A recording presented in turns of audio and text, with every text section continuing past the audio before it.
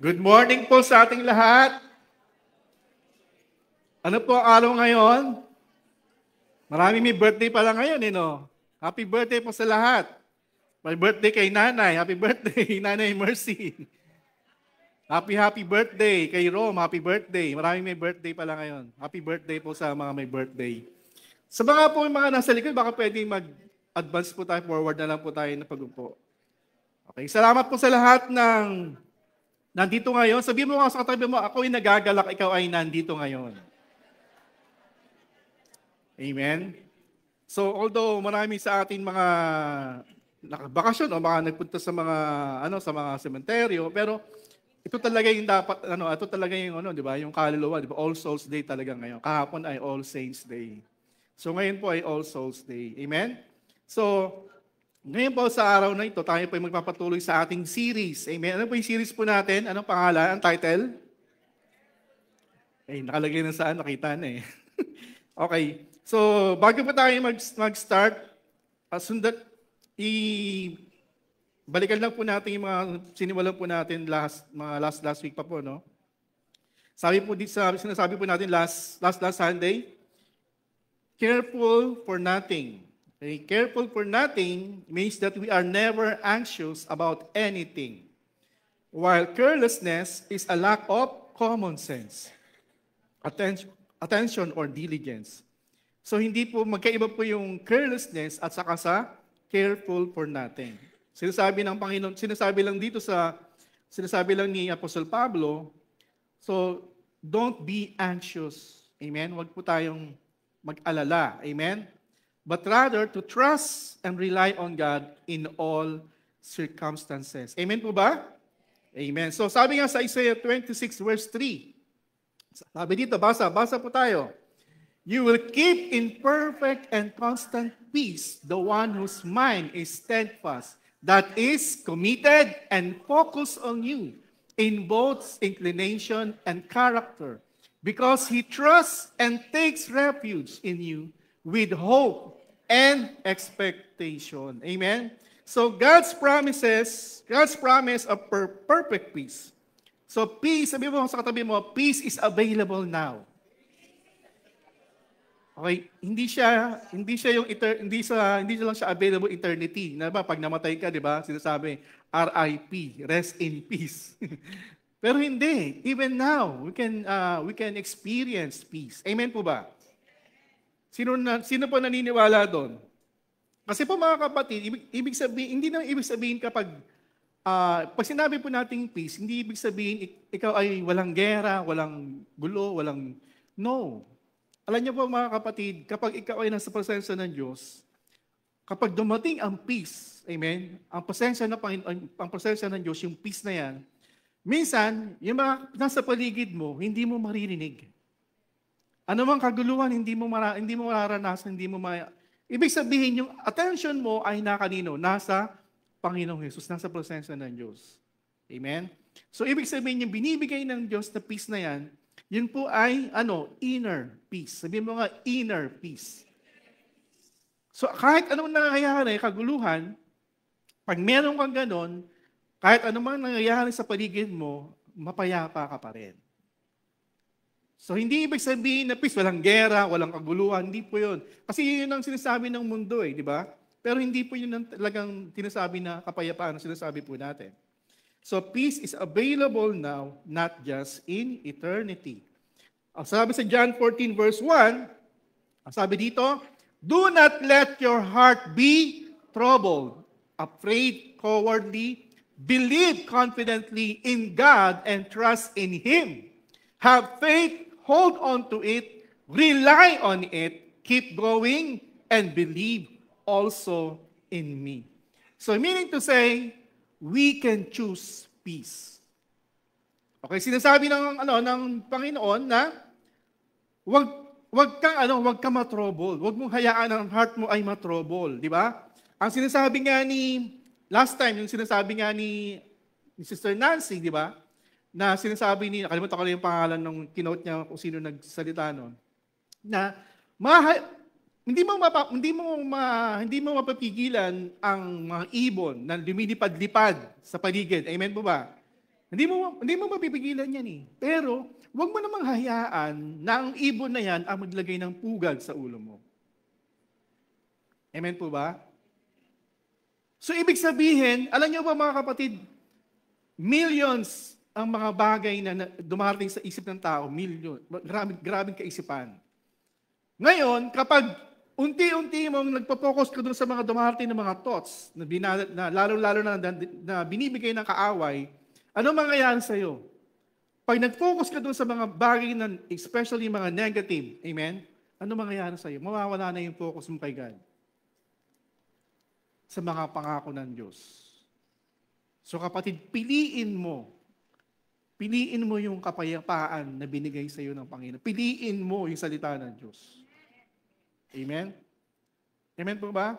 Kasi nakikita ko ngayon, ang daming gadget. Nanonood ng TV, may hawak na cellphone. Ano pa? Ang dami pang, minsan may mga iba pang gadget na hawak. So maraming distraction. Amen po ba? So pag ganun ang nangyayari, mawawala talaga yung focus mo sa salita ng Diyos, sa Panginoon, sa presensya ng Panginoon. So, sabihin mo sa katabi mo, we can choose peace. Ibig sabihin niyan, yun ay inuutos sa iyo. Inuutos sa iyo na magkaroon ka ng kapayapaan. Amen? Sabihin mo sa katabi mo, piliin mo ang kapayapaan.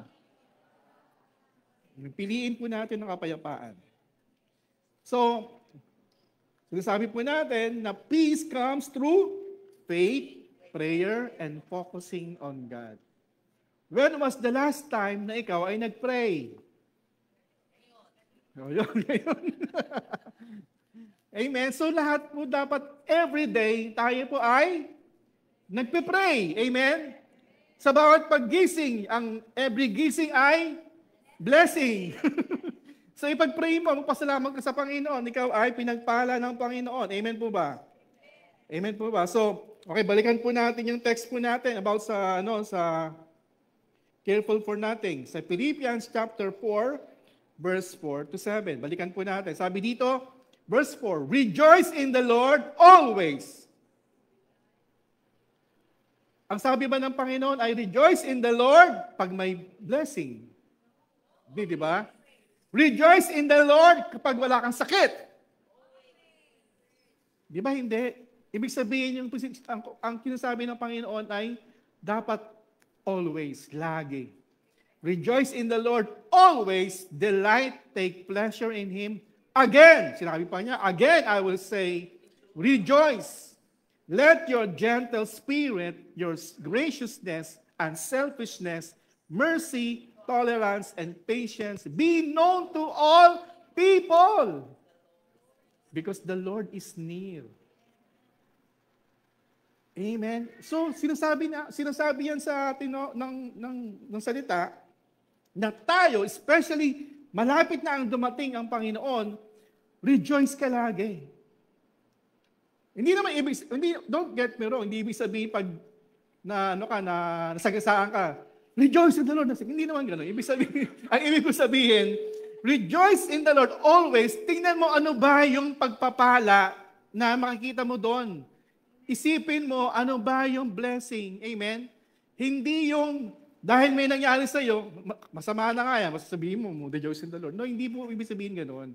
Sinasabi lang po natin, hanapin mo yung mga pagpapala. Alam niyo po mga kapatid, ginawa niyo na ba, maglista ka ng mga dapat mong pasalamatan sa Panginoon? Ginawa niyo na ba yun? There are so many things na pwede mong isulat, pasalamatan ng Diyos. Simulan mo ngayon. Amen? Amen po ba? Alam mo, uubos yung yung isang pad paper, di ba? Kasi madaming pwedeng ipagpasalamat sa Panginoon. Amen? So, kung lagi natin gagawin yon, alam nyo mga kapatid, lagi tayong magre-rejoice sa Panginoon. Amen po ba? Amen. Sabi nga sa verse 6, do not be anxious or worried about anything, but in everything, in every circumstance and situation, by prayer and petition with thanksgiving, continue to make your specific requests known to God. And the peace of God. Sabi mo nga, peace of God. That peace which reassures the heart, that peace which transcends all understanding, that peace which stands guard over you, over your hearts and your minds in Christ. Jesus is yours. Amen? So, lagi po natin sabihin sa Panginoon ano man yung mga bagay na kailangan nating inihingi. Specifically. Amen? At ang sabi doon, and the peace of God. Amen? Kapag meron kang bayarin, amen, meron dumating, amen, na marami kang, parang, sabi nila, si Judith na, dyan na si Judith. Okay? Huwag mong tingnan lagi si Bombay. Diba? Amen po ba? Ganun ba gagawin natin? No. Anong nakalagay doon? Ask God. Amen? Specific request. Mag-pray ka. Amen? So, ang daming bills yan. Amen? Ano ang pwede mong gawin? Kausapin mo. Sabi nga ni Pastora, speak to it. Di ba? Speak to it. Naalala ko si Pastora, yung mga bills mo. Ilagay mo sa table. Kausapin mo. O ikaw, Meralco, malapit ka ng mapuputulan. Mamaya, darating na yung pambayad mo. Amen? So, i-command mo. Kausapin mo. Amen? So, lahat ng mga bagay na dumarating. Ano mang bagay o sa paa mo. 'Di ba? Yung paa mo masakit, kausapin mo. Hello? Amen. Kasi you can command your body. Ikaw yung may authority sa body mo eh. Amen po ba? So ikaw, paa, kung umayos ka. Amen. Amen po ba? Even yung mga di ba? Bakit tayo may mga sakit na tumataas sa mga ano ba yung laging yung mga pag mayroon kang sa blood chem, yung tumataas din dati, ang taas-taas ng ko eh. So kausapin mo yung sarili mo. Huwag kang panay kain ng mga matataas sa mga kolesterol, matataas yung mga, di ba? Hello? Amen? Kaso, ano nangyayari? Di ba? Kasi kailangan minsan, disiplina talaga. Sabihin mo mga disiplina. Disiplina ang kailangan para maging maayos ang iyong katawan. Amen?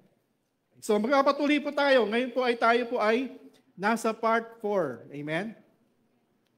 So, tandaan po natin, lagi nating i-prioritize si God. Amen? At lagi nating gayahin yung ginagawa ng kabataan ngayon, mga childlike faith. Amen? At hindi lang yun, lagi nating hayaan na magkaroon tayo lagi ng kapayapaan sa loob po natin. Amen? Sa pamamagitan ng pagpapasalamat sa Panginoon, sa pag-pray. Amen? Rejoice always. Amen? So yun po mga kapatid. No? So, dadako naman po tayo sa part 4. Okay? Ano yung part 4? Safe in Him. So, safe in Him, yan po ay, ang ating teksto po ay Psalm 91. Okay, medyo mahaba-haba po ito. Pero gusto ko po na tayo po ay tumayong lahat. Basahin po natin ang Psalm 91. Alam niyo po ng pandemic, ito po ang lagi po namin, actually mini-memorize pa nga namin to, nung panahon ng pandemic. Okay, ito lagi yung aming binabasa araw-araw, Psalm 91. Okay, are you ready to read po yung ating Psalm 91? Ready na po tayo. In 1, 2, 3, go! When you abide under the shadow of Shaddai, you are hidden in the strength of God Most High. He's the hope that holds me and the stronghold to shelter me, the only God for me and my great confidence. He will rescue you from every hidden trap of the enemy, and He will protect you from false accusation and any deadly curse. His massive arms are wrapped around you, protecting you. You can run under His covering of majesty and hide. His arms of faithfulness are shield keeping you from harm. You will never worry about an attack of demonic forces at night, nor have to fear a spirit of darkness coming against you. Don't fear a thing, whether by night or by day. Demonic danger will not trouble you, nor will the powers of evil be launched against you. Even in a time of disaster, with thousands and thousands being killed, you will remain unscathed and unharmed. You will be a spectator as the wicked perish in judgment, for they will be paid back for what they have done. When we live our lives within the shadow of God Most High, our secret hiding place, we will always be shielded from harm. How then could evil prevail against us or disease infect us? God sends angels with special orders to protect you wherever you go, defending you from all harm. If you walk into a trap, they will be there for you and keep you from stumbling. You'll even walk unharmed among the fiercest powers of darkness, trampling every one of them beneath your feet. For here is what the Lord has spoken to me. Because you love me, delighted in me, and have been loyal to my name, I will greatly protect you. I will answer your cry for help every time you pray, and you will feel my presence in your time of trouble. I will deliver you and bring you honor. Meron pa ba? I will satisfy you with a full life and with all that I do for you will enjoy the fullness of my salvation. Ama namin Diyos, maraming salamat Panginoon sa pagbabasa ng iyong mga salita. Panginoon, dalangin po namin Panginoon, ikaw pa ang magbigay ng mayamang kapahayagan sa bawat salita mo Panginoon. Thank you Father God.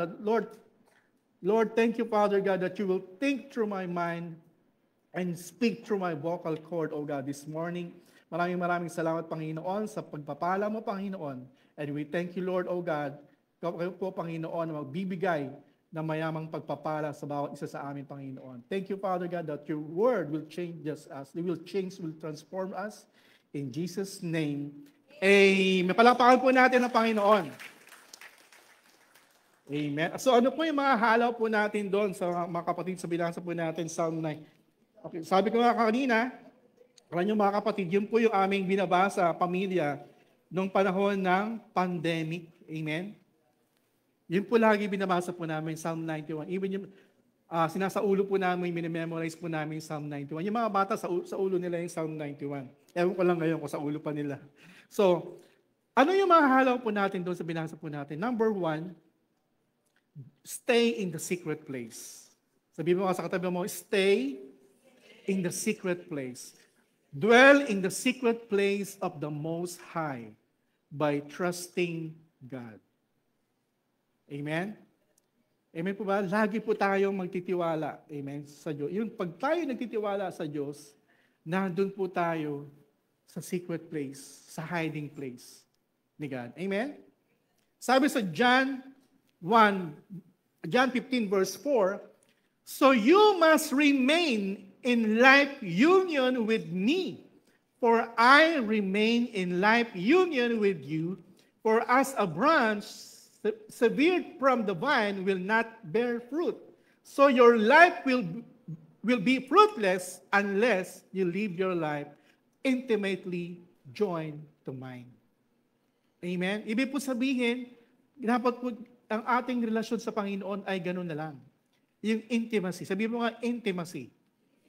Kapag ikaw ay may intimacy with God, ganun na lang ang pagtitiwala mo sa Kanya. Amen? Tama po ba yon? So, tanungin mo yung katabi mo, kamusta yung intimacy mo with God? Di ba? Kamusta na? Kamusta na yung relasyon mo sa Panginoon? O baka naman, lagi mo nang hawak-hawak ay sino? Ano pangalan yung mga ngayon? Mga pet ngayon, di ba? Diba, I'm not against dun sa mga ang tawag ni fur parents ba doon? Pero, syempre, ang pinakaano pa rin si God. Amen po ba? Di ba, alam niyo po ba yan, even yung mga aso, pinapakasalan na ngayon, nangyayari yan, pinapakasalan na yung mga hayop. So, nangyayari na yun even now. So, o baka naman yung panabong, di ba? Every morning, yun na yung laging hawak mo, yung pamilya mo, wala na, di ba? So, sino ba ang lagi mo kamusta na yung relasyon mo sa Panginoong Diyos.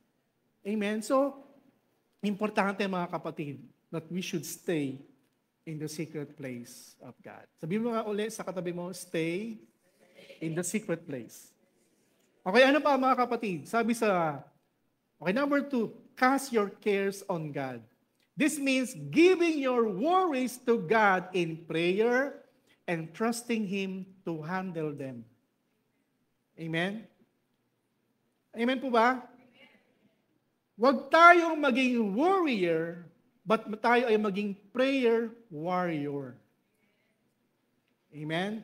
Stop being warrior, but start being prayer warrior. Amen? Amen po ba? Mahalaga yun, kapatid. Instead na mag-worry ka, walang magagawa. Sinasabi ko nga lagi, in the absence of faith, ano meron? Fear, worry, anxiety, lahat, marami na, yun na yun. So, ibig po sabihin, lagi natin patatagin ang ating pananampalataya. Amen? Faith comes by hearing, and hearing by the Word of God. Amen? So, again, when was the last time you read your Bible? Diba? Psalm 91. Pero hindi yun eh. Dapat po araw-araw. Sabi mo nga sa mo, dapat araw-araw, kapatid. Amen? Araw-araw po natin basahin ang ating Biblia. Okay, sabi nga sa 1 Peter chapter 5, verse 7, pour out all your worries and stress upon Him and leave them there. For He always tenderly cares for you. Diba? Ang ganda, diba mga kapatid? So lahat ng mga alalahanin, ibigay mo lahat sa Panginoon. Amen? Sino nga ba yung kumanta ng shake it up? Di ba? Sino? shake mo lang lahat ng mga alalahanin niya sa buhay mo. Amen? Anong gagawin mo? Mag-pray ka sa Panginoon. Magbasa ka ng Bible. Amen?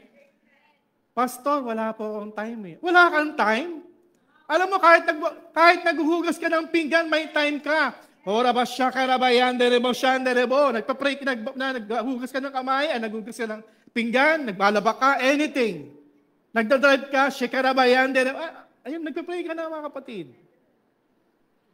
Amen? So, sabihin mo, walang time, may time. Kung nagpa-Facebook ka, scroll ka, may time ka pa eh, di ba? Hello? Kung nag-scroll ka ng Facebook, may time ka, paano naman yung pagpe-pray? Diba? Sabi mo sa katabi mo, may time ka, kapatid, mag-pray. Amen? Okay, sabi sa Proverbs 29, verse 25. Proverbs 29, verse 20, sabi dito, the fear of man brings a snare, but whoever trusts in and puts his confidence in the Lord will be exalted and safe. Amen? Alam niyo po, wag po tayong mag-worry. Alam mo, kasama po ng fear ay yung worry. Kaya wag po tayong mag-worry, wag po tayong matakot. So, narinig mo, may mga, the big one, diba? The big one. Sasabihin mo, wala pa tayong go bag. Wala pa tayong go bag. Huwag kang mapanik. Nakita mo lang, yung Pasig may go bag. Ikaw, wala pang go bag, nagpapanik ka na. No. So, lagi po tayong, huwag po tayong matakot, magtiwala po tayo sa Panginoon. Amen? Kahit magguhuman kahit gumuho ang mga bundok, amen, ikaw pa rin ay mahal ng Diyos at hindi ka pababayaan ng Panginoon. Amen? Okay. Ang sabi natin kanina, cast your cares on God. Next, number 3, God continues to rescue us. When we repented and accepted Jesus as Lord and Savior, He had saved us until now. He continuously saves us. Amen? Alam nyo, minsan lang, mga kapatid, naniniwala ba kayo that Holy Spirit speaks to us?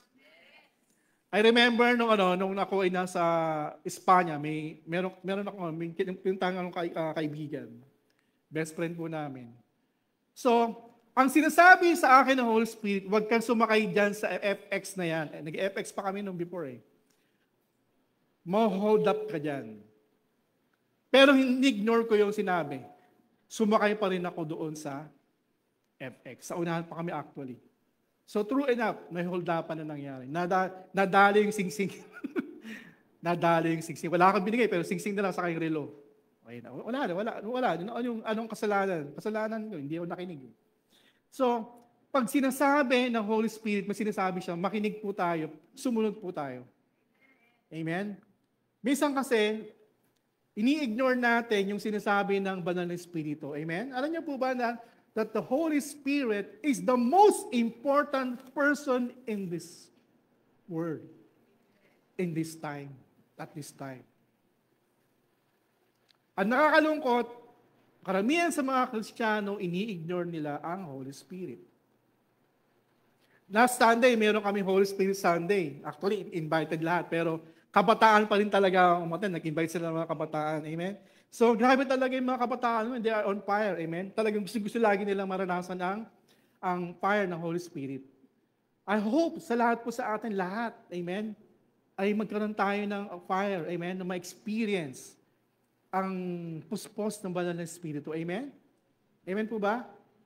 Kasi pag hindi, kapatid, amen, magiging magiging mahina po tayo sa araw ng laban. Amen?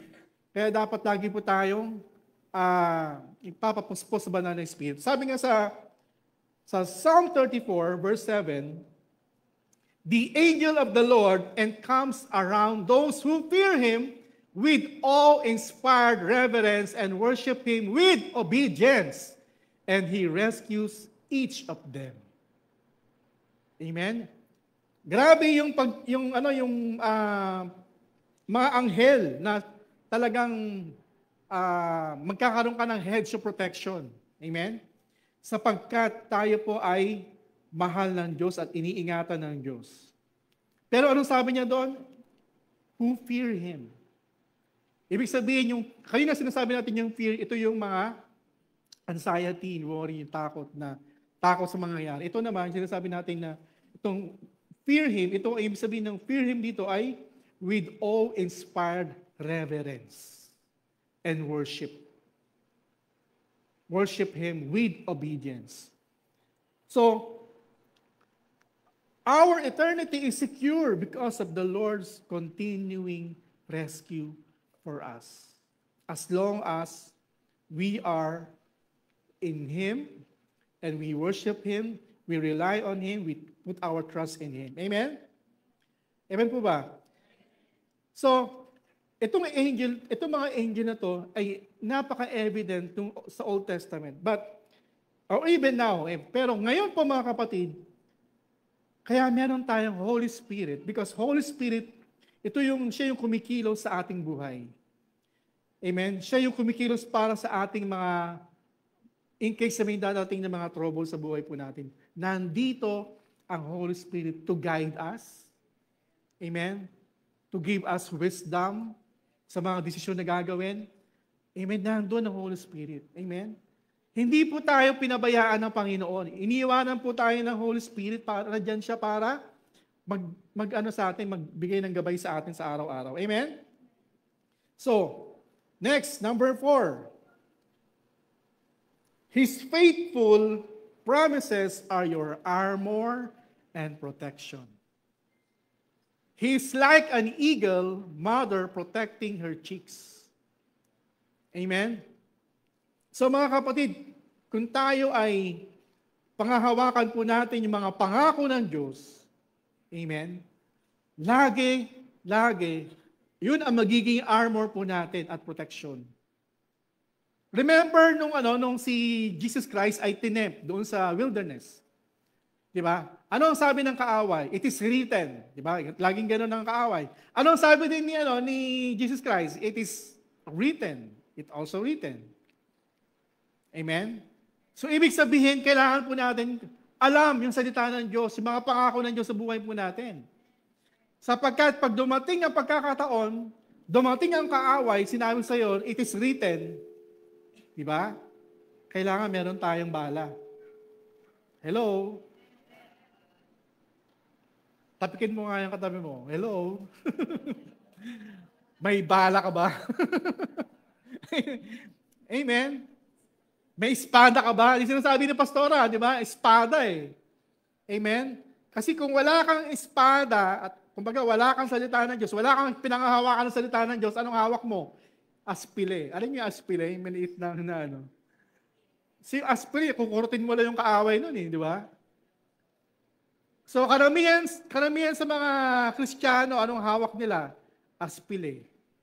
John 3:16. Yun lagi ang pinangahawakan, John 3:16. Pero sa Rema, hindi ganoon. Amen? Amen po ba? Maraming memory verse ang mga taga-Rema. Amen po ba? Palakpakan natin ang Panginoon. Sige nga, ano yung mga memory verse nyo? Sinasabi ko nga lagi, ang memory verse ko yung James 4:10, humble yourself unto God and He will lift you up. Yan po yung life verse ko. Sapagkat kailangan lagi tayong magpakumbaba. Amen? Sapagkat ang pangako ng Panginoon, ang nagpapakababa ay laging tinataas ng Panginoon. Amen? So kailangan meron tayo laging mga memory verse. So, His faithful promises are your armor and protection. So, alam niyo, naalala ko nga yung Ephesians chapter 6, di ba? Sabi sa Ephesians chapter 6, verse 10 to 11. Basahin po natin. In conclusion, basahin po natin, sabay-sabay. 1, 2, 3. Be strong in the Lord. Draw your strength from Him and be empowered through your union with Him and in the power of His boundless might. Put on the full armor of God, for His precepts are like the splendid armor of a heavily armed soldier, so that you may be able to successfully stand up against all the schemes and the strategies and the deceits of the devil. Amen? Stand up strong in the Lord. Amen? Lagi tayong tumayo. Tayuan natin lagi ang salita ng Diyos, ang pangako ng Panginoon. Amen? Sapagkat ang Panginoon Diyos, kung tayo po ay may relasyon sa Kanya, amen, lagi po tayo magtatagumpay sa anumang laban. Anumang ibato ng kaaway, anumang pagpapana na gawin na kaaway sa atin, amen? Dahil meron tayong full armor of God, meron tayong ang tawag sa Tagalog, pang shield, di ba? Lagi tayong shield of faith, amen? So, mahalaga po yun na meron tayong mga salita ng Diyos sa buhay po natin, amen? Sabi nga sa Psalm 91, balikan po natin Psalm 91 verse 4 to 6, sabi dito, His massive arms are wrapped around you, protecting you. So, inantulad siya sa isang, yung eagle na, di ba yung eagle mahaba yung kanyang pakpak, di ba? So, yung kanyang, wings. So, yun ay nakakover sa kanyang mga cheeks. You can run under His covering of majesty and hide. His arms of faithfulness are a shield keeping you from harm. You will never worry about an attack of demonic forces at night, nor have to fear a spirit of darkness coming against you. Don't fear a thing, whether by night or by day. Demonic danger will not trouble you, nor will the powers of evil be launched against you. Amen? Ibig sabihin ng kapatid, kapag ikaw ay laging nasa Panginoon, amen? Kapag ikaw ay nasa presensya ng Diyos, para siyang eagle, amen, na nakayakap sa'yo, amen? Pinoproteksyonan ka. Di ba sinasabi doon, binasa natin kanina, di ba? Na kahit sa loob, pwede kang pwede mong gawin. Amen? Sapagkat wala kang worry. Wala kang takot. Amen? Sino nakakaranas dito, kapatid, ng every time na kahit may mga gathering? Tapos, when you close your eyes, parang yung noise na napapakinggan mo sa labas ay mawawala. Parang Parang may volume na igagano, parang hihina. Alam mo ganun yung peace na sinasabi ko sa inyo? Kapag ikaw ay nasa presence ni God. Na-experience yun na ba yun? Alam mo, sobrang payapa. Amen? Ganon ang parang nasa ng eagle na kinukumpara dun sa Bible na binasa, nasa verse na binasa po natin. Ganon po yun, mga kapatid. Sa lilim, di ba? Sa lilim ng pakpak. Balubay o balabal ng pakpak. Amen? Medyo malalim ba Tagalog? Okay, so, sapagkat kapag tayo po ay nasa presensya ng Diyos, naaalala po natin yung assurance, amen, yung mga pangako ng Diyos. Okay, tandaan niyo mga kapatid, don't get me wrong. Terror exists. Problems are real. Amen? Amen po ba? Hindi ibig sabihin na i-deny natin yung mga bagay na yon. No. Ang ibig lang po sabihin, mga kapatid, huwag po tayong matakot and always place our trust in the Lord. Amen? Sabi mo sa katabi mo, place your trust in the Lord. Amen? Place your trust in the Lord.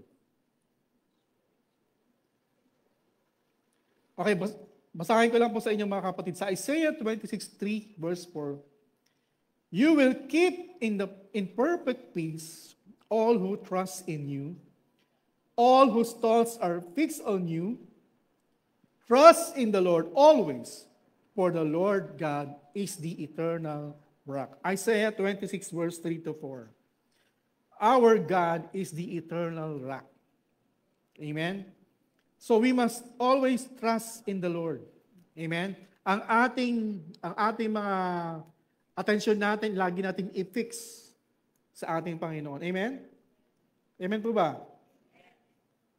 Alam ng Panginoon kung sino talaga ang tunay na kaaway. Amen? Kaya lagi po tayong binibigyan ng warning. Fear not. Huwag kang matakot. Sabi mo sa tabi mo ulit, huwag kang matakot. Sa kabila, sabihin mo, huwag kang matakot. Huwag kang matakot. Huwag mabahala. Di ba? May nakakanta ni sino na kumanta nun? Si Gary B. Amen. So, huwag kang matakot, kapatid. Amen? So, next. Okay, number 5. Number 5, respond to pressure with faith. When pressure comes, don't deny its existence, but choose to respond with faith instead of fear. Amen? Okay, basahin po natin yung Luke chapter 21, verse 34. Basahin natin, Luke 21, verse 34. In 1, 2, 3, basa.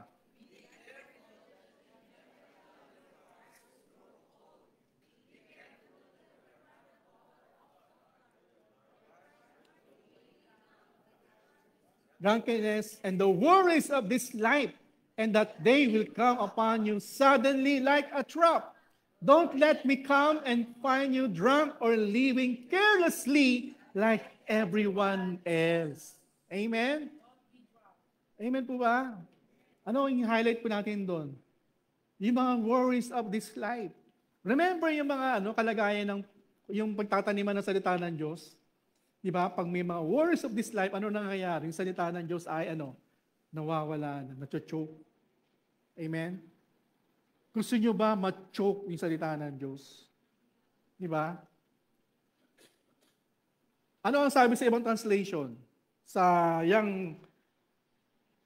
YLT. Okay, sabi dito, and take heed to yourselves, lest your hearts may be weighed down with surfeiting and drunkenness and anxieties of life, and suddenly that day may come on you. Amen? Ano pa? Arami ito mga kapatid. Sabi sa 2 Corinthians chapter 4, verse 8 to 10, in New Living Translation, we are pressed on every side by troubles, but we are not crushed. We are perplexed, but not driven to despair. We are hunted down, but never abandoned by God. We get knocked down, but we are not destroyed. Through suffering, our bodies continue to share in the death of Jesus, so that the life of Jesus may also be seen in our bodies. Amen? Amen po ba? So yun po yung sinasabi ng 2 Corinthians chapter 4, verse 8 to 10. We are pressed on every side by troubles, but we are not crushed. Amen? We are plagued, but not driven to despair. We are hunted down, but never abandoned by God. Hindi po tayo pababayaan ng Panginoon. We get knocked down, but we are not destroyed. Alam niyo mga kapatid, di ba? Kanina, di ba, kung naisipin ninyo nung ang Panginoong Jesus ay nabayubay sa krus, di ba? Siya po ay matindi yung nangyari po sa kanya, matinding pressure, di ba? Amen? Kahit dun sa Gethsemane, di ba? Na gusto niya na, kasi nakita niya na yung dadanasin niya sa cross, parang gusto niya ng, kung pwede lang, huwag niya ng pagdaanan, di ba? Matinding pressure. Kahit, dahil sa pressure, yung kanyang sweat ay naging dugo na yung dumadaloy na sa kanyang pawis. Amen? Alam niyo mga kapatid, kahit na alam gagawin ng kaaway kasi mga kapatid ay lagi kang ipe-pressure. Lagi kang susubukan ng kaaway. Amen? Di ba kahit nga lang sa mga pagdadrive, di ba? Di ba bakit nagkakaroon ng mga road rage, di ba? Dahil sa pressure minsan. Amen? Lalo na pag pag mayroong galing sa away sa bahay, tapos lumabas, nag-drive. Tapos bilang kumat sa kanyo. Ano nangyayari? Di ba? Parang ka palalo. Di ba? Kaya ano nangyayari? Napakaraming road race nangyayaring gano'n. Amen? Kasi nadala doon sa pressure. Or kahit sa mga doon sa mga, halimbawa, merong maaaligid sa iyo, di ba? Sa Makati, kung sino ba yung mga galing sa Makati, di ba? Doon marami doon kahit na, kasi alam mo, nung panahon namin sa Makati, ang iba doon, mga kababaihan sa Makati doon na nakilala po namin, okay lang sa kanila, magkaanak eh. Di ba? Hindi nila kailangan yung asawa, pero gusto nila magkaanak. Nagpapaanak sila, napabuntis po sila. So kaya maraming mga maali-aligid doon. Ewan ko lang ngayon. Yung panahon namin nandun ko sa Makati, gano'n eh. So, gano'n ang gagawin ng kaaway. Naalala niyo si Joseph? Ano ang sabi din sa story ni Joseph? Si Atipar. Di ba? Di ba? Araw-araw yun. Sleep with me. Joseph, huli ka na. Ngayon, isa lang. Ganun lang. Araw-araw. Di ba? So, kung mangyari sa iyo, gagawin mo yun. Siyempre, yung mga Atipar, hindi ko alam anong pangalan, pero tinawag lang ni Pastor Atipar eh. Sa asawa ni Potiphar. Siyempre, napakaganda no. Si Joseph that time siguro nasa 21 o basta bata pa siya eh. Siyempre, sila Joseph noon, ang lang sila, mo yun, mga slave. Nakatuwali lang na gano'n. So, kitang-kita talaga yung kanyang hubog na katawan ng six-pack, di ba? So, abs niya. Siyempre, si Atipar, siyempre, napakaganda rin, di ba? Lalapitan ka lagi nun. Joseph, sige na, ngayon lang. Isang beses lang. Araw-araw. Ano ang ginawa ni Joseph? Tumakbo papalayo.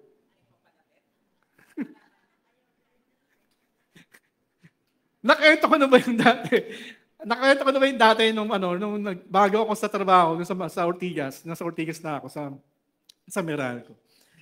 So, bago-bago lang ako, no? So, lagi kaming duty kami sa iba't ibang Calabarzon area, iba-ibang mga area. So, naka-FX po kami. So, basta idadrop lang kami kung saan-saan.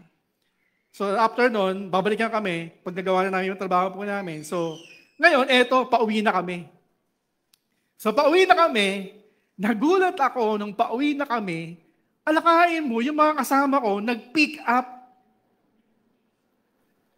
Nag-pick up talaga. As in, pick up talaga na pick up girl.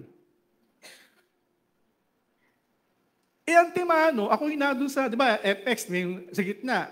Ako yung nasa gitna. May kasama ako.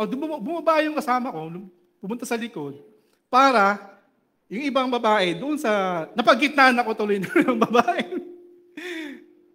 So, siyempre, kung saan-saan ng kamay yung mga babae, ano ang ginawa ko? Pumikit lang ako, nag-pray in tongues lang. Uro, siya karabayan, dorobo, siya karabayan, dorobo. Totoo po yun, nangyari po talaga yun. Nag-pray lang po ako in tongues. Alam niyo, maya-maya, napansin ko, nawala na yung mga babae. Pero pagbalik ko sa opisina, kinabukasan, meron kaming locator board. Ang pangalan ko, Ayan, di ba? Ian, nakalagay doon, Holy Man. Start yung persecution sa akin after nun. Yan. Ganun na. Ganun talaga pag ikaw ay nasa Panginoon, pinapersecute ka. So, ganun talaga, halos walang makijoin sa akin na pagkakain, wala. Ako lang mag-isa.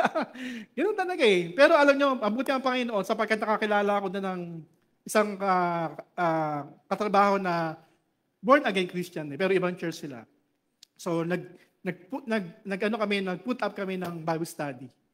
Nag-agree kami. Tayo ng Bible study dito, kami. So, to make the story short, yung iba po sa amin na nakakilala sa Panginoon. Dahil doon sa Bible study na yun. So, alam niyo mga kapatid, anumang pressure na gagawin ng kaaway, kung ikaw ay nasa Panginoon, katulad nga ni Daniel, sabi doon, di ba, ang Diyos ay kasama ni Daniel, ni Joseph. Di ba? Di ba kaya hanga yung boss niya, si Potiphar, hanggang sa siya ang maging parang kanang kamay ng Pharaoh. Di ba? Akalain nyo? Why? Because of the Word of God. Because of the integrity of the Word. Kasama niya ang Diyos. Amen? He works with integrity. He works with excellence. Amen? Kitang-kita yung glory ni God sa kanya kung paano siya magtrabaho. Amen? Even sa kanyang pangangatawan, di ba? Fit na fit, di ba? May six-pack pa siya, di ba? Tayo, wala naman tayo ganun. One pack lang tayo, di ba? Pero, alam mo, totoo yun. Kahit sa Ortigas din, may mga aali-aligid pa rin. Ano mo, ganun talaga yata pag ikaw ay nasa Panginoon.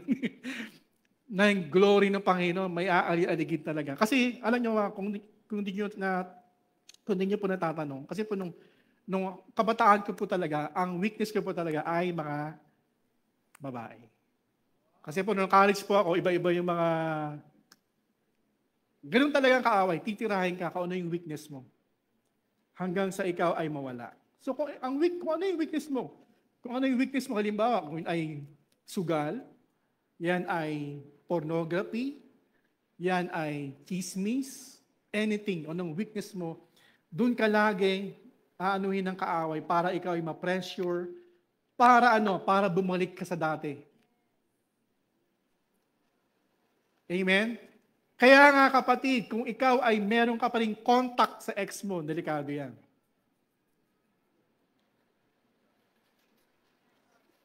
Kaya ako, nagulat ako, yung nakita ni Mrs. yung picture ng ex ko dun sa bahay namin sa Bulacan eh. Kinuha, pinagpupunit. Wala na sa bahay namin, pero nandun sa bahay ng mother ko. Nakita, mga picture ng ex ko nandun. So, ibig sabihin, kailangan talaga, wala na yung mga, alam yun, ang sinasabi lang, avoid any appearance of evil. Hello? Amen po ba? Yung mga magjowa dyan, lalong-lalo na, mga kabataan, hindi pa naman kailangan magjowa, nagjojowa na. Amen? Tapos pupunta lang sa sinihan. Hello? Pupunta sa KKKK. Di ba? Ano yung KKKK? kataas-taasan, kadulu-duluhan, kadilim-dilim.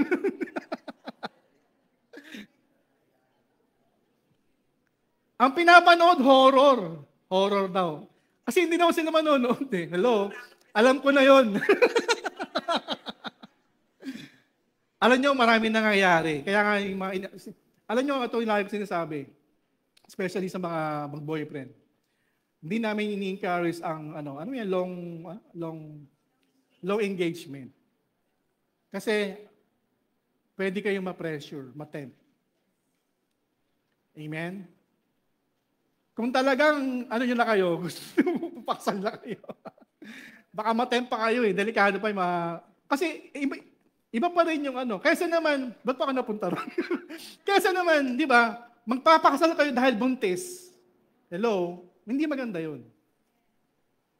Mas mabuti na, sa lalong madaling panahon, matagal na kayo nagkasama, Pastor, 7 years na kami. Ano nga yung 7 years na? Baka may nangyayari sa inyo. Di ba? Hello? Kailangan niya na magpakasal. Di ba? Kasi kung nasa tamang edad na kayo, may mga trabaho na kayo. Ba't ba ako napunta ron? Kasi pressure yun eh. Ang daming pressure. Bakit ba ako napunta ron? O baka naman, ano ba yan? Tanda-tanda mo na. O baka napapressure ka. Wala ka pa rin asawa. Tingnan mo yung mga kasabayan mo. Yung mga magulang naman, yung mga lolo, di ba? Ganun ginagawa. Mga kamag-anak, lalo pag reunion. 39 years old ka na, wala ka pang boyfriend, wala ka pang jowa. Ano ba yan? So, ito naman, si dalagang-dalaga, napapressure na kahit sino na lang. Kahit sino, basta't mahal ako. Pinatulan na. Di ba? Uso-uso ngayon, mga apam, di ba? Di ba? Hindi, totoo yung mga apam ngayon, di ba? Ayun ang trending ngayon, apam. Apam. Apam pala, apam, sorry. Apam. Apam. Basta yung gustong-gusto nila yung mga Pinay eh. Sabi nga namin dati, exotic beauty. Yeah. Exotic beauty ang pinupuntahan. Kahit na alam niyo yung mga dalaga dyan, na mga nasa 40, pwede pa. Kasi gusto pa rin ng mga, apam. Amen? Ba't ako napunta ron?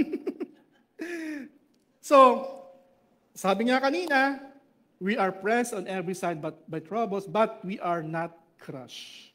We are perplexed, but not driven. Despair, we are hunted down, but never abandoned by God. We get knocked down, but we are not destroyed. Through suffering, and our bodies continue to share in the death of Jesus, so that the life of Jesus may also be seen in our bodies. Katulad ng ating Panginoon, hindi siya nagpadala sa pressure ng kaaway. Amen? Ano ang sinabi niya? It is written. Alam ng Panginoon Jesus ang dapat niyang sabihin. Ano ang dapat niyang gawin. Sabi sa Psalm 27 verse 1 to 6. Basahin po muna natin to. Verse 7 to 10. Even in a time of disaster, with thousands and thousands being killed, you will remain unscathed and unharmed. You will be a spectator as the wicked perish in judgment, for they will be paid back for what they have done. When we live our lives within the shadow of God Most High, our secret hiding place, we will always be shielded from harm. How then could evil prevail against us or disease infect us? Okay, sabi sa Psalm 27 naman, verse 1 to 6. The Lord is my light and my salvation. Whom shall I fear? The Lord is the refuge and fortress of my life. Whom shall I dread? Verse 2, when the wicked came against me to eat up my flesh, my adversaries and my enemies, they stumbled and fell. Amen? Okay, balikan natin yung ibang verse. Puntahan natin ibang verse. Though an army encamp against me, my heart will not fear. Though war arise against me, even in this I am confident, one thing I have asked of the Lord, and that I will seek, that I may dwell in the house of the Lord, in his presence all the days of my life, to gaze upon the beauty, the delightful loveliness, and majestic grandeur of the Lord, and to meditate in the temple. Verse 5. For in the day of trouble, he will hide me in his shelter. In the secret place of his tent, he will hide me. He will lift me up on a rock, and now my head will be lifted up above my enemies around me. In his tent, I will offer sacrifices with shouts of joy. I will sing, yes, I will sing praises to the Lord. Amen? Ni-invite ko po yung worship team. Alam niyo po mga kapatid, sabi nga natin kanina, di ba? Sa yung number 5 po natin, respond to pressure with faith. Amen? Alam niyo yung Psalm 27,